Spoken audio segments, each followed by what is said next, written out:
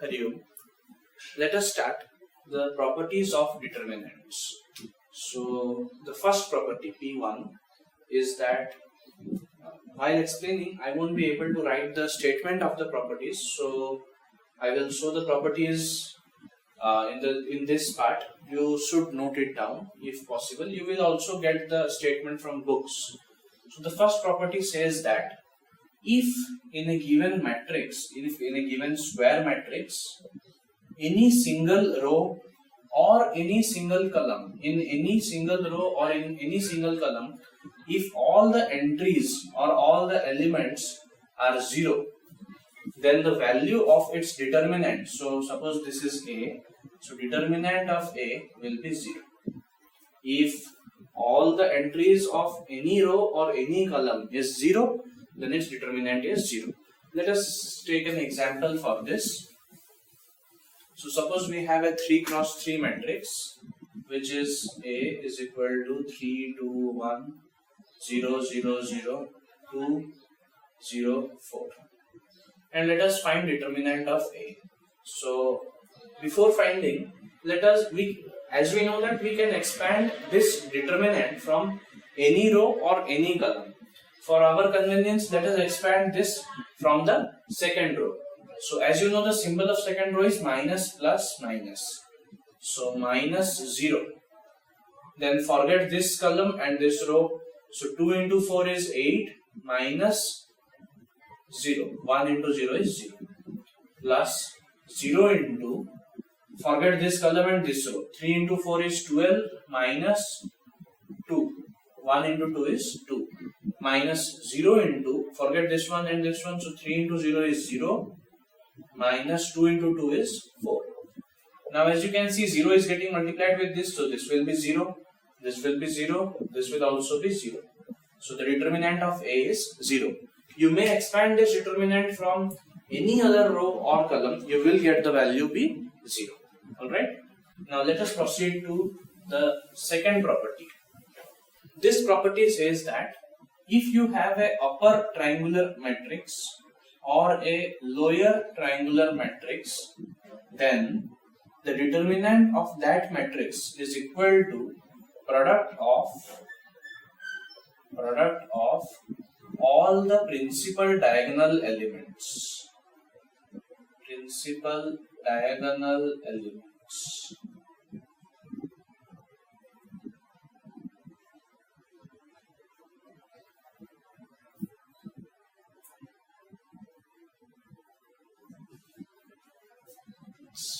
So suppose we have a 3 cross 3 upper triangular matrix. Upper triangular matrix is generally something like this, D, E, F, and all other elements are 0. This is an upper triangular matrix. If B, C, E would have been 0 and these 3 would have been some other elements, that would have been a lower triangular matrix. So let's calculate the determinant. So determinant of A will be, as you know, we can expand from any column or row. So let us expand from first column. So its symbol is plus, minus, plus. So this becomes plus A into, so forget this one and this one, D into F minus E into 0 is 0. So let it be. Then again minus 0 into anything. So 0 into anything is 0. Plus 0 into anything is 0. So determinant is this one. So determinant of A is equal to A, D, F. Now you can verify that A is an element of, A, D and F are the elements of principal diagonal. So determinant of A is equal to product of all the principal diagonal elements. Alright. Now let us proceed to the third property of determinants. So this property states that determinant of A is equal to determinant of A transpose. We also represent A transpose by A prime. So the determinant of A is same as A transpose. Let us check this. If we have a square matrix 2, 3, 1, 4, so its determinant, so suppose this is A, so determinant of A will be 2 into 4, 8, minus 3 into 1, 3, so 5. Now A transpose will be, first row will become first column, second row will become second column, So determinant of A transpose will be 2 into 4, 8 minus 1 into 3, 3, 5. So you can see that determinant of A is equal to determinant of A transpose. Alright. Now coming to the fourth property. The fourth property says that if we have a matrix A and we interchange two rows. So suppose the value of determinant of this matrix is B. So let B is a number. So B is determinant of A. And if we interchange two rows, then the value of the determinant of that new matrix will be minus B. And if we interchange once again minus sign will be used. So if there are n interchanges of rows, then the value of determinant will be minus 1 to the power n times original value.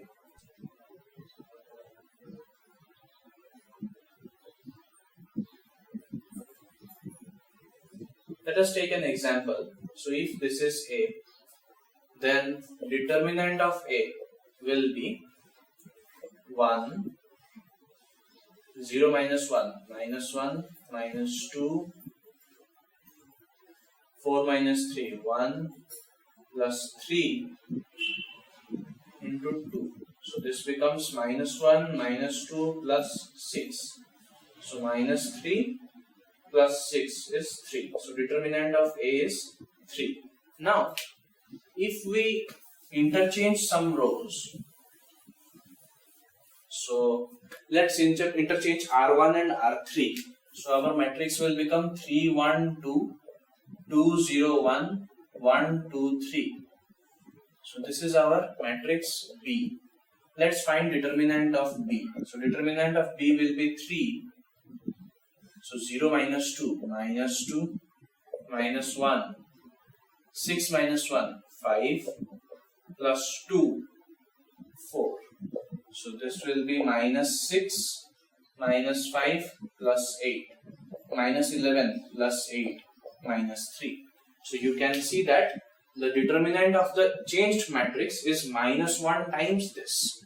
If you change once again, if you change two rows, any two rows, once again, the answer will be 3 again, the determinant will be 3.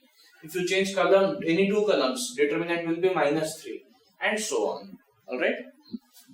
Coming to the next property, this property states that if any two rows or any two columns of a matrix, any two rows or any two columns are same, then determinant of that matrix is 0. Alright, so let us take an example for this. So suppose we have a matrix A which is 1, 2, 3, 2, 4, 1 and 1, 2, 3. So here you can see that R1 and R3 are same.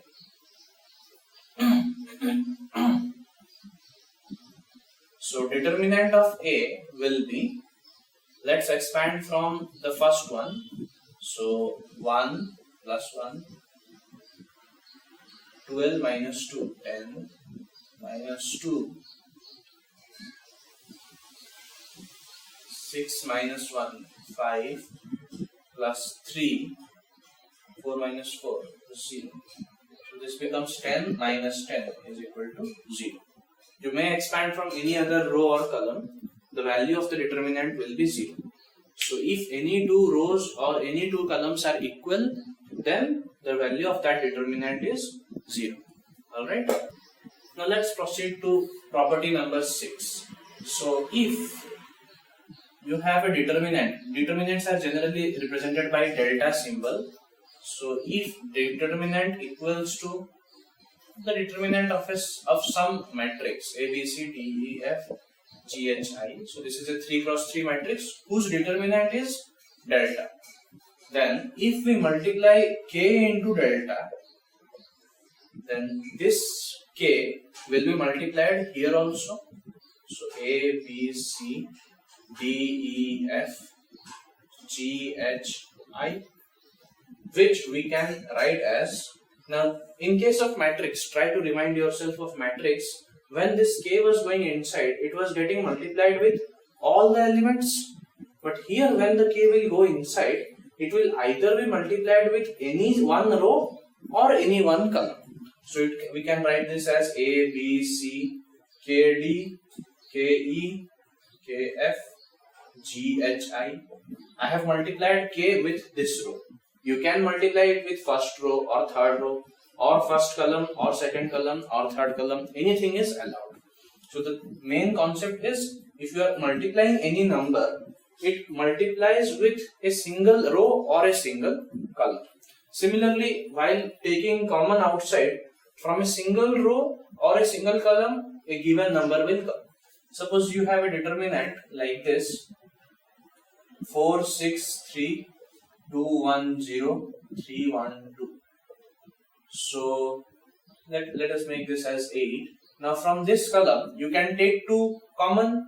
So 2, this will become 2, 3, 4, 2, 1, 0, 3, 1, 2. The difference between matrix and determinants is that in case of matrix, while multiplying a number or taking a number outside, we were applying it for all the elements. But in case of determinants, it is either a single row or a single column. Okay. Next, let us come to the seventh property. The seventh property says that if suppose we have a matrix A, B, C, D, E, F, G, H, I. Okay.